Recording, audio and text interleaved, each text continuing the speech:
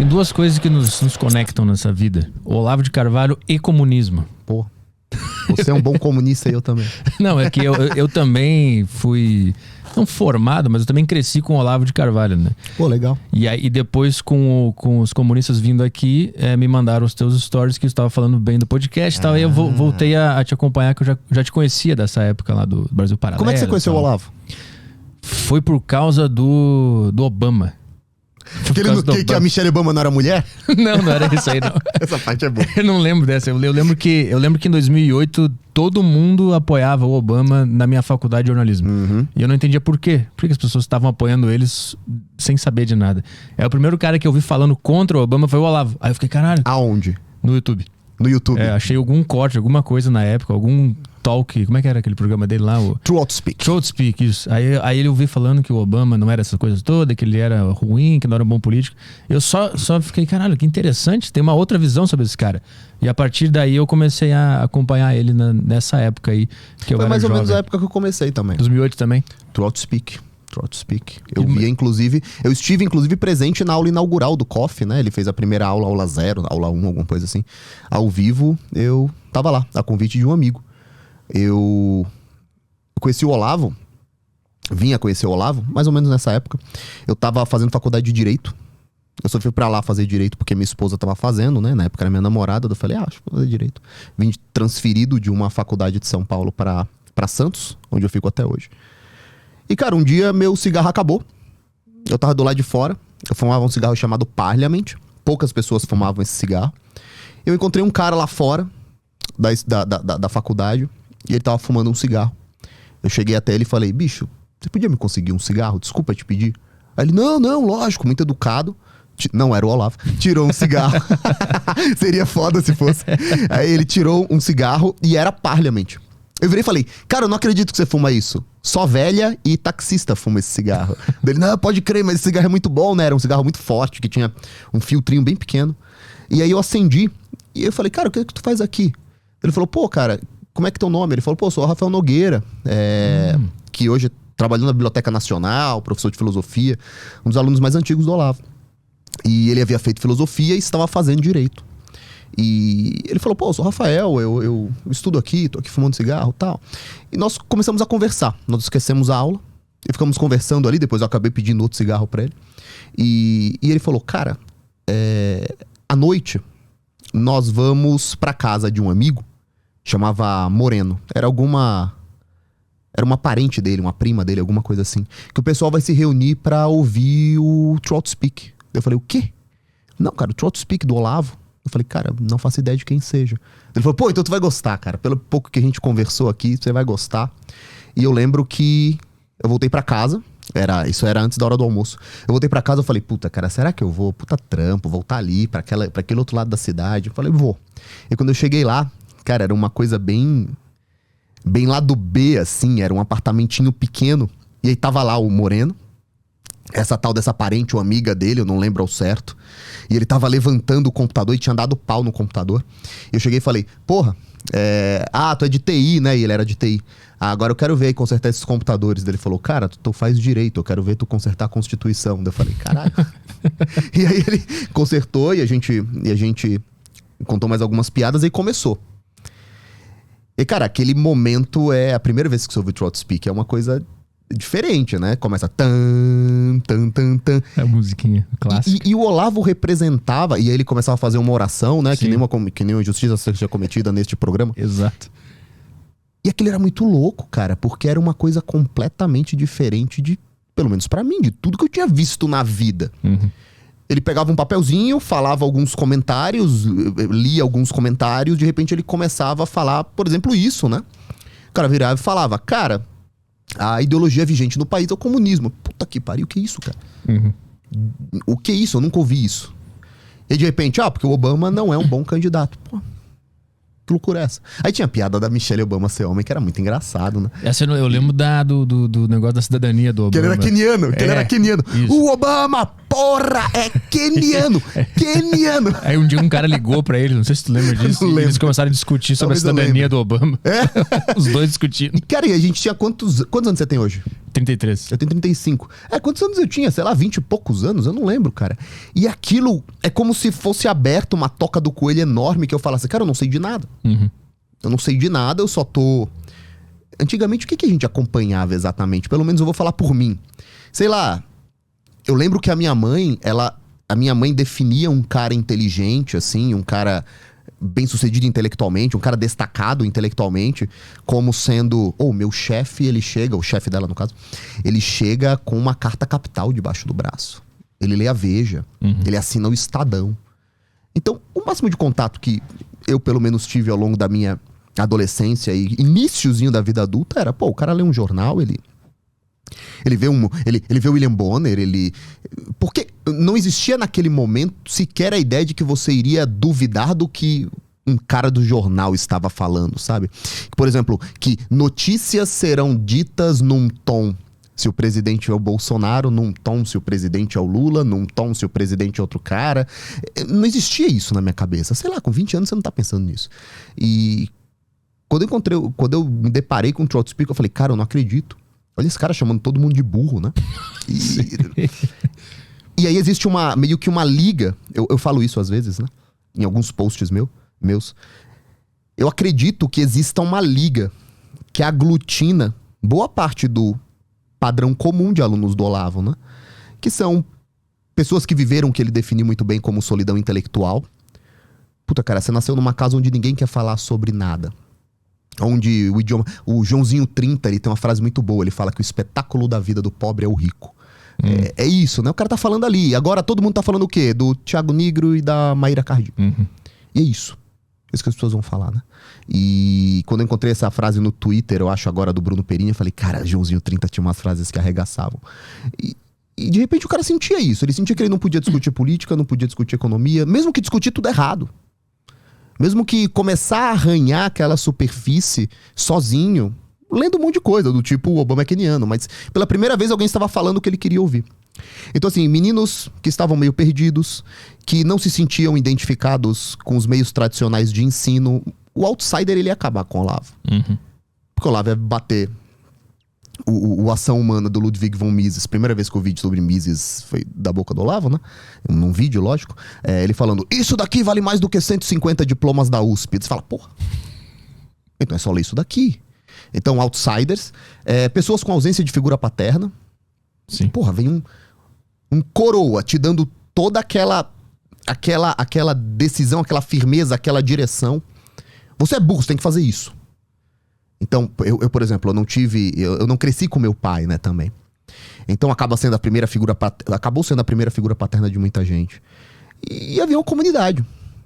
Primeiro no Orkut, depois no Facebook, onde as pessoas foram ficando amigas, onde as pessoas foram trocando ideia, descobrindo gostos em comum, foram descobrindo crenças em comum.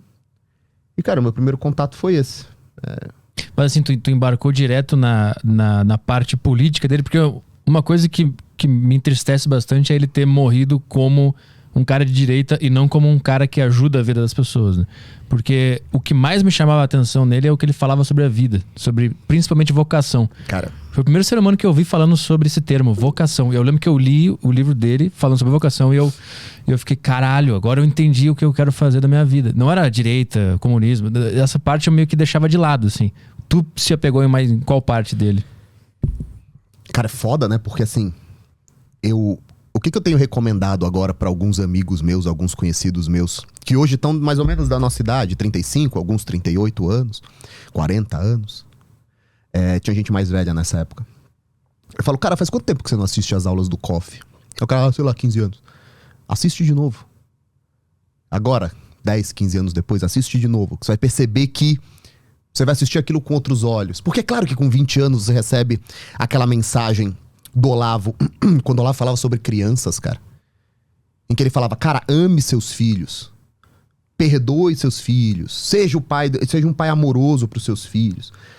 Quando você não tem filho, você ouve aquilo e fala, nossa, que legal. Quando você tem filho, cara, aquilo te pega uma das últimas mensagens, assim, do Olavo, últimas no sentido de nos últimos anos, né? Já com o Olavo do Twitter, já com o Olavo que virou a figura, o mentor do Bolsonaro, essas merdas todas. Cara, tem um trechinho do Olavo sobre... Cara, tudo que eu quero é que Cristo tenha misericórdia de mim e me leve para viver perto dele. E que quando eu morrer, eu quero que Nossa Senhora ou que algum santo fale assim... São Pedro fale, olha pro outro lado ali, entra rápido aqui no céu, né? E ele, como se ele conseguisse entrar ali rápido no céu. Esse é o Olavo que eu demorei muito tempo pra perceber. Porque eu ainda era muito maturo, né? E é claro que a política é a primeira coisa que a gente acaba consumindo. Pelo menos eu que acabei consumindo.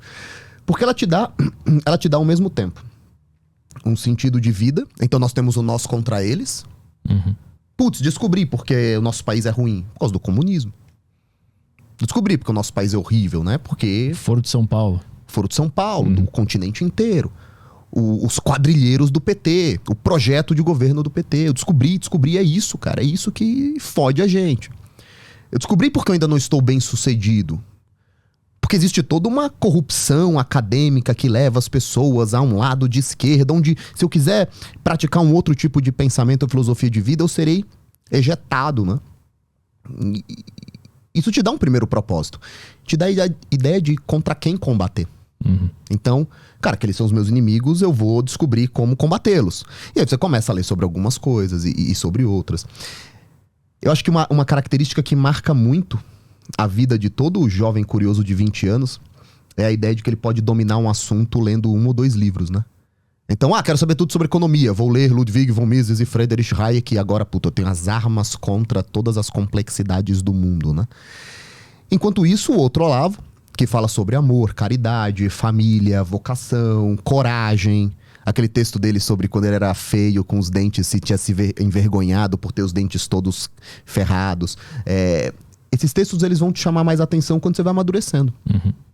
É difícil você ver, por exemplo, um jovem de 20 anos fazendo uma boa confissão pública sobre um pecado que ele tenha. Do tipo, cara, qual foi o último erro que você se envergonha de verdade? É difícil um menino de 20 anos ter um espírito contrito e falar, cara, eu desapontei o meu pai. Eu fui um péssimo filho pra ele. Eu menti, eu fiz tal coisa. Isso produziu esse efeito. E esse efeito provavelmente produziram isso no espírito do meu pai. Não, o cara fala, pô, vacilei com meu pai. Então a política te oferece uma espécie de superpoder. Você senta na mesa, eu sempre falo isso. Você senta na mesa, estão lá todos os seus parentes. E aí, de repente, você bate na mesa e fala, o Obama não vai ser um bom presidente. Sim. E pela primeira vez, aqueles caras de 40, 50 anos, eles viram e falam, nossa, por quê? E você repete religiosamente, você repete exatamente cada palavra que você ouviu. E os caras, nossa, esse moleque aí tá sabendo, esse moleque é inteligente. Você se enche. Caralho, isso é verdade. Eu quero procurar mais, eu quero replicar essa sensação. Eu quero que ela volte. A sensação de ser importante. Eu sempre uso a figura exagerada. Os meus posts, eles são muito genéricos e exagerados, justamente para causar desconforto. E viralização, lógico. Mas eu sempre uso a figura do garoto que convida a menina pra sair e fala sobre PIB e inflação. É isso. O cara chega lá, convida a menina, ele quer falar sobre PIB, inflação, lei de diretrizes fiscais, responsabilidade. Cara, tudo que a menina quer... Você não fale sobre essas merdas, entendeu? Mas ele aprendeu que isso faz com que as pessoas respeitem ele. Então essa é a primeira via. E aí, bom, quando meus filhos foram nascendo... a minha esposa teve 5 gravidezes em 7 anos, né? Então, os filhos foram nascendo um atrás do outro. O outro Olavo começa a voltar. Que é esse Olavo, da vocação, da compaixão, do perdão. Que é o Olavo... E é tão difícil você falar desse Olavo hoje. Porque o Olavo, capa da Veja, guru do bolsonarismo, ele tá tão em voga... Que eu falo, cara, vamos esperar uns 10 anos... Talvez 10, 15, 20 anos, isso apague o Olavo do Twitter falando sobre todos os preços de gasolina da Petrobras. E vamos ver se a gente redescobre o Olavo. E eu acho que redescobre. Porque os alunos dele, alguns alunos, à medida que vão envelhecendo, também vão fazendo coisas boas, vão repassando essa mensagem dele. Eu sempre coloco aquele trechinho do vídeo dele do... Meu filho, se você quer mudar o sistema, você já é parte dele. Tem que criar um sistema e viver nele. E as pessoas que não entendem, eu quero que se foda as pessoas que não entendem. Você não precisa entender as minhas motivações, você não precisa entender esse Olavo. E eu acho que ele vai ser descoberto, cara. Tu acha? Eu espero. Eu tenho um receio de que ele fique pra sempre conhecido como esse maluco conspiracionista e que a reputação dele fique pra sempre assim. Olha que loucura. Eu pensei nisso agora. Há uns 2 meses, eu vi um documentário sobre um evento que existe na Alemanha, todos os anos. Quem acompanha aqui, eu não sei qual câmera, vou olhar pra essa daqui, o editor que se vire. Se alguém aqui acompanha música clássica, você gosta de música clássica? Não. Eu sei que tem cara de uns caras que ouvem umas músicas de alternativa e música de branco.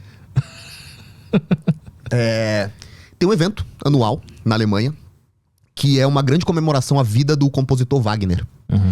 E tem uma casa onde o Wagner morou, e todo mundo vai lá fazer umas composições. Eu não sabia, mas Wagner foi um músico extremamente revolucionário, um cara que tinha óperas que duravam horas, e o cara que desafiou a forma com que as óperas eram feitas por italianos e fez uma nova forma de produzir óperas. Eu não entendo nada disso, mas eu fiquei vendo lá o documentário, eu sou curioso. Todos os anos existem protestos porque Wagner era o compositor favorito do Hitler, então ele não deveria ter mais espaço na Alemanha, ele deveria ser apagado. Eu falo, cara, quantos anos fazem isso? Quase 100 anos. Então, assim, permanece. Por que eu tô dizendo tudo isso? Eu não sei se pra sempre, mas, cara, pode ser que isso fique por muitas e muitas décadas. O Olavo, o cara que não acreditava em vacinas. O Olavo, o cara que... O que era mais? Do fetos da Pepsi. O Olavo da Terra Plana. E é engraçado porque...